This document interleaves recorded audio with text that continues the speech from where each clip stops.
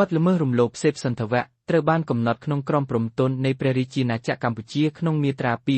239ដែលបានបញ្ជាក់ថាគ្រប់អំពើបញ្ចូលអង្គជាតិតាមបែបណាក៏ដោយឬអំពើបញ្ចូលឧបករណ៍ណាមួយទៅក្នុងអង្គជាតិដែលប្រព្រឹត្តទៅលើអ្នកដទៃទោះបីមានភេទដូចគ្នាឬមិនដូចគ្នាក៏ដោយការប្រើហិង្សាការបង្ខិតបង្ខំការគំរាមកំហែងឬដោយឆ្មោះឱកាសគឺជាបទរំលោភសេពសន្ធវៈ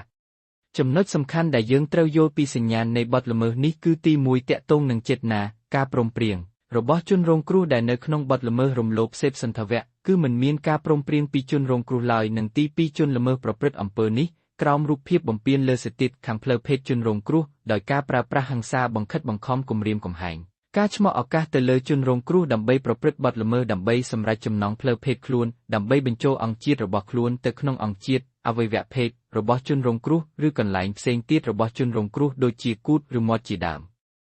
ជនល្មើសក៏អាចប្រើប្រាស់ឧបករណ៍ផ្សេងទៀតដើម្បីបញ្ចូលទៅក្នុងអង្គជាតិរបស់ជនរងគ្រោះផងដែរម្យ៉ាងវិញទៀតជនល្មើសអាចប្រព្រឹត្តអំពើនេះដោយការប្រើប្រាស់អាវុធឬគំរាមកំហែងថានឹងប្រើប្រាស់អាវុធឬប្រើប្រាស់នៅគ្រឿងញៀនឬសារធាតុផ្សេងទៀតដើម្បីធ្វើឲ្យជនរងគ្រោះបាត់បង់ស្មារតីជាដើមជនរងគ្រោះនៅក្នុងបទល្មើសរំលោភសេពសន្ធវៈត្រូវតែជារូបវន្តបុគ្គលដែលនៅរស់រានមានជីវិតទោះបីជាមានភេទដូចគ្នាឬក៏ខុសគ្នាក៏ដោយ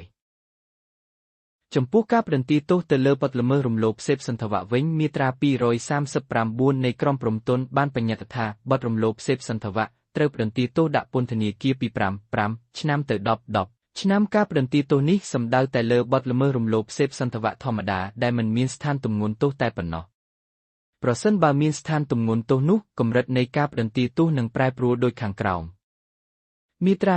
240បទរំលោភសេពសន្ធវៈត្រូវផ្តន្ទាទោសដាក់ពន្ធនាគារពី7ឆ្នាំទៅ15ឆ្នាំកាលបើអំពើនេះប្រព្រឹត្តឡើងដោយ1ប្រើប្រាស់អាវុធឬគំរាមកំហែងថានឹងប្រើប្រាស់អាវុធ2ប្រើប្រាស់គ្រឿងញៀនឬវិធីផ្សេងនាំឲ្យជនរងគ្រោះបាត់បង់ស្មារតី3បុគ្គលដែលមានអំណាចលើជនរងគ្រោះ4បុគ្គលដែលរំលោភអំណាចដែលមុខងាររបស់ខ្លួនបានប្រគល់ឲ្យ5បុគ្គលច្រើនរូបក្នុងនាមជាចារីសហចារីអ្នកផ្ដាំគំនិតអ្នកសំគំនិតមាត្រា241បទល្មើសរំលោភសេពសន្ធវៈត្រូវផ្តន្ទាទោសដាក់ពន្ធនាគារពី7ឆ្នាំទៅ15ឆ្នាំកាលបើអំពើនេះប្រព្រឹត្តទៅលើ1បុគ្គលដែលទន់ខ្សោយពិសេសដោយមូលហេតុអាយុនៃបុគ្គលនោះ2នារីមានកុហកការបើកផលត្រូវបានគេឃើញជាក់ស្ដែងឬការបើជនល្មើសបានដឹងមាត្រា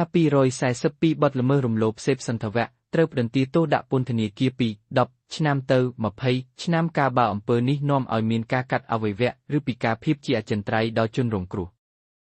មាត្រា243បទល្មើសរំលោភសេពសន្ធវៈត្រូវផ្តន្ទាទោសដាក់ពន្ធនាគារពី10ឆ្នាំទៅ30ឆ្នាំកាលបើអំពើនេះប្រព្រឹត្តឡើងមុនពេលក្នុងពេលឬក្រោយពេលប្រព្រឹត្តអំពើទារុណកម្មឬអំពើឃោរឃៅមាត្រា244បទល្មើសរំលោភសេពសន្ធវៈត្រូវផ្តន្ទាទោសដាក់ពន្ធនាគារពី15ឆ្នាំទៅ30ឆ្នាំកាលបើបទល្មើសនេះបណ្ដាលឲ្យជនរងគ្រោះស្លាប់ដោយគ្មានចេតនាសម្លាប់ក្រៅពីការផ្តន្ទាទោសដាក់ពន្ធនាគារមានទោសបន្ថែមផ្សេងទៀតដែលអាចត្រូវប្រកាសចំពោះជនល្មើសហើយទោសបន្ថែមទាំងនោះមានចែងក្នុងមាត្រា245នៃក្រមព្រហ្មទណ្ឌនៃព្រះរាជាណាចក្រកម្ពុជា